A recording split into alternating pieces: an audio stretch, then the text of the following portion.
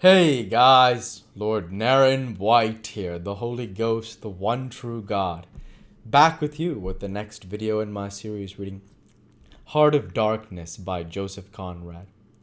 Without further ado, returning to Heart of Darkness as read by Lord Naren White. Good God, what is the meaning? Stammered my elbow at one of the pilgrims. A little fat man with sandy hair and red whiskers, who wore side-spring boots and pink pajamas tucked into his socks. Two others remained open-mouthed in a whole minute, then dashed into the little cabin, to rush out incontinently and stand darting scared glances, with Winchesters at ready in their hands. What we could see was just the steamer we were on, her outlines blurred as though she had been on the point of dissolving, and a misty strip of water, perhaps 2 feet broad, around her, and that was all. The rest of the world was nowhere, as far as our eyes and ears were concerned.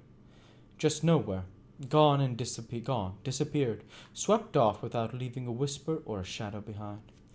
I went forward and ordered the chain to be hauled in short, so as to be ready to trip the anchor and move the steamboat at once if necessary.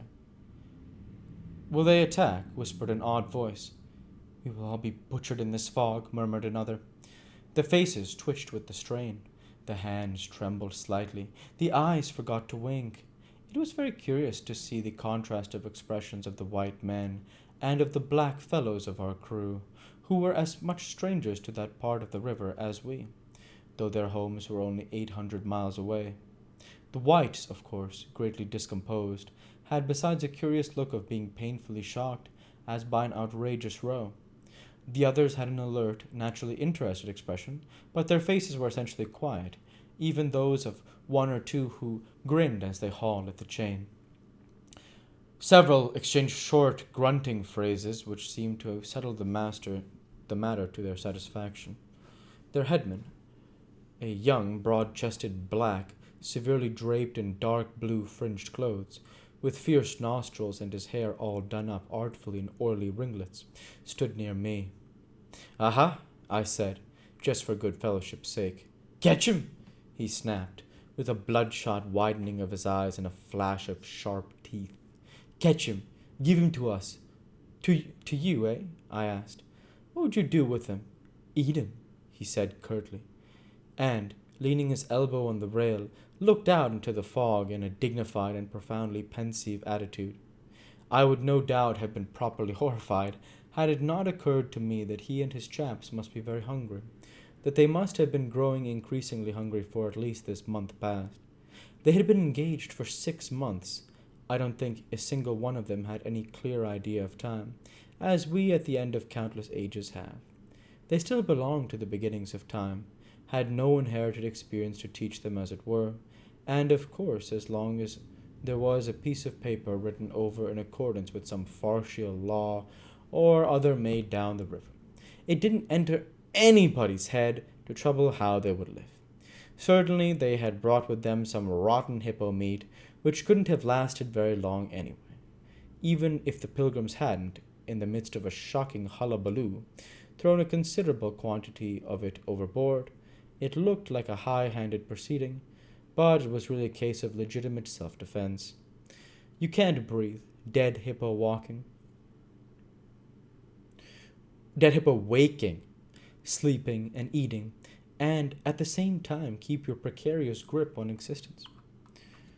Besides that, they had given them every 3 pieces of brass wire, each about 9 inches long, and the theory was they were to buy their provisions with the currency in riverside villages. You can see how that worked. There were either no villages, or the people were hostile, or the director, who like the rest of us fed out of tins with an occasional old he-goat thrown in, didn't want to stop the steamer for some more or less recondite reason. So, unless they swallowed the wire itself, or made loops of it to snare the fishes with, I don't see what good their extravagant salary could be to them. I must say it was paid with a regularity worthy of a large and honorable trading company, For the rest, the only thing to eat, though it didn't look eatable in the least, I saw it in their possession, was a few lumps of some stuff like half-cooked dough, of a dirty lavender color they kept wrapped in leaves, and now and then swallowed a piece of, but so small that it seemed done more for the looks of the thing than for any serious purpose of sustenance. Why, in the name of all the gnawing devils of hunger, they didn't go for us.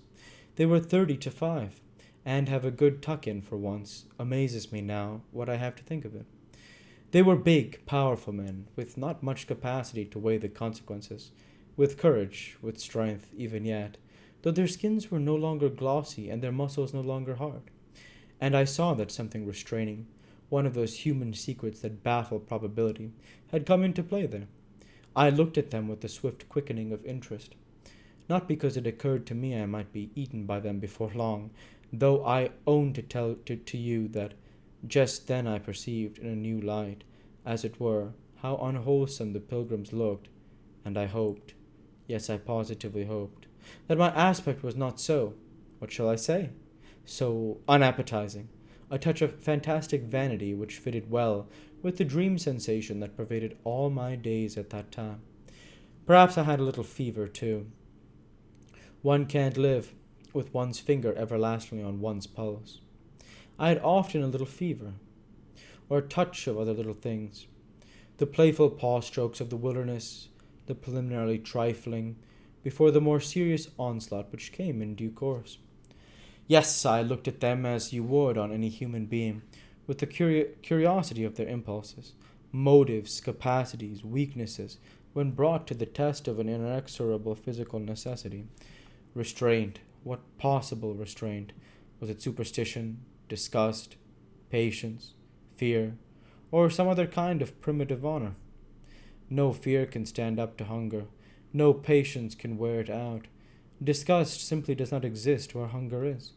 And as to superstition, beliefs, and what you may call principles, they are less than chaff in a breeze. Don't you know the devilry of lingering starvation? Its exasperating torment, its black thoughts, its somber and brooding ferocity? Well, I do. It takes a man all his inborn strength to fight hunger properly. It's really easier to face bereavement, dishonor, and that perdition of one's soul than this kind of prolonged hunger. Sad, but true. And these chaps, too, had no earthly reason for any kind of scruple. Restraint. I would just as soon have expected restraint from a hyena prowling amongst the corpses of a battlefield. But there was the fact facing me, the fact dazzling to be seen, like the foam on the depths of the sea, like a ripple of an unfathomable enigma, a mystery greater when I thought of it. Then the curious, inexplicable note of desperate grief in this savage clamor that had swept by us on the river bank, behind the blind whiteness of the fog. Two pilgrims were quarreling, in hurried whispers, as to which bank. Left. No, no, how can you? Right, right, of course. It is very serious, said the manager's voice behind me. I would be desolated if anything should happen to Mr. Kurtz before we came up. I looked at him, and had not the slightest doubt he was sincere. He was just the kind of man who would wish to preserve appearances. That was his restraint. But when he muttered something about going on at once, I did not even take the trouble to answer him. I knew, and he knew, that it was impossible. We were to let go our hold of the bottom. We would be absolutely in the air, in space. We wouldn't be able to tell where we were going to, whether up or down stream or across, till we fetched against one bank or the other, and then we wouldn't know at first which it was. Of course, I made no move. I had no mind for a smash-up. You couldn't imagine a more deadly place for a shipwreck.